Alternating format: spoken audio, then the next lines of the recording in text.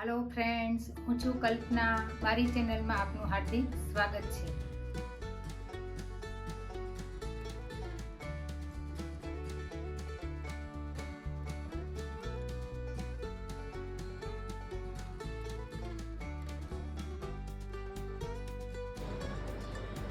Hello friends, આજે આપણે બનાવવાના છે ટેસ્ટી એવો ઇન્સ્ટન્ટ મેંગો આચાર.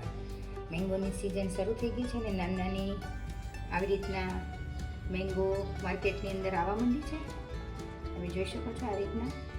તો આપણે એવો ટેસ્ટી એવો આચાર બનાવવાના છે. તો એના માટે મેં અહીંયા લીધું છે 1 ટેબલ સ્પૂન જીરું, 1 ટેબલ સ્પૂન રાઈ, 1 ટેબલ સ્પૂન મેથી અને 1 ટેબલ સ્પૂન વરિયાળી.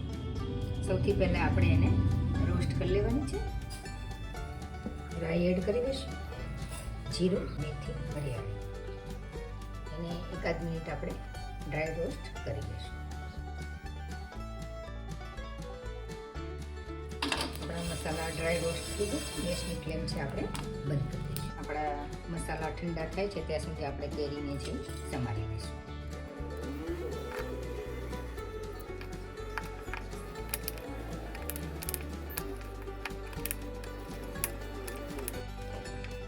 કેરી બધી આપણી સમારાઈ ગઈ છે ને. કેરી મેં 250 ગ્રામ લીધી છે. તમારે જેટલું આચાર બનાવવું હોય એટલું તમે લઈ શકો છો.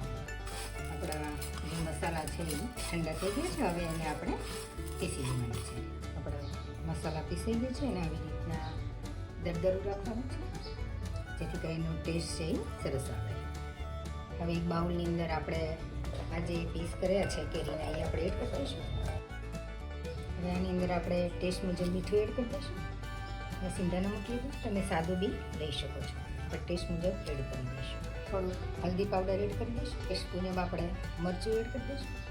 મેં અહીંયા 1 ટીસ્પૂન છે એ કલોંજી લીધી છે, એ પણ આપણે એડ કરી દઈશું. કલોંજીનો ટેસ્ટ છે એ મસ્ત આવે છે આચારની અંદર.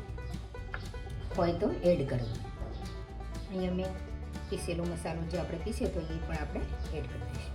બધું મિક્સ કરી દઈશું. ગેસ ઉપર મેં કઢાઈ ચડાવી દીધી છે અને એની અંદર મેં 2 ટેબલ સ્પૂન તેલ લીધું છે.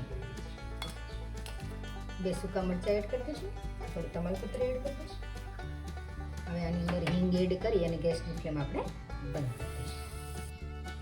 તેલનો વઘાર છે આપણે એ અંદર આપણે એડ કરી દઈશું. બધું મિક્સ કરી દઈશું.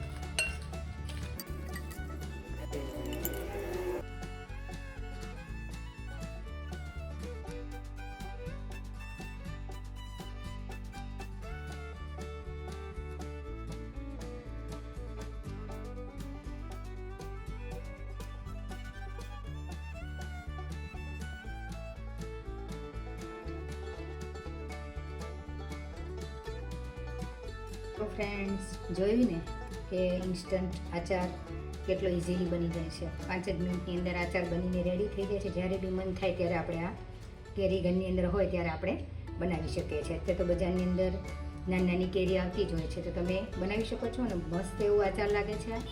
અને તમે પરોઠા છે, થેપલા છે, ખીચડી સાથે તો એકદમ એવું ટેસ્ટી એવું આચાર લાગે છે ફ્રેન્ડ્સ. અને આપણે અથાણાનું તો નામ પડે એટલે મોઢામાં પાણી આવી જાય. એટલે આવું ટેસ્ટી આચાર જોઈને મને તો મોઢામાં પાણી આવવા માંડ્યું. એટલે તમે બી આ ટ્રાય કરજો ફ્રેન્ડ. બહુ જ ફાઇન બને છે. અને જો તમને રેસીપી સારી લાગે ફ્રેન્ડ્સ તો ફ્રેન્ડ્સ અને ફેમિલીમાં જરૂરથી શેર કરજો. તો મળીએ આવા જ ચટપટા વિડીયો સાથે. તો બધા જ ફ્રેન્ડને જય શ્રી કૃષ્ણ. આવજો.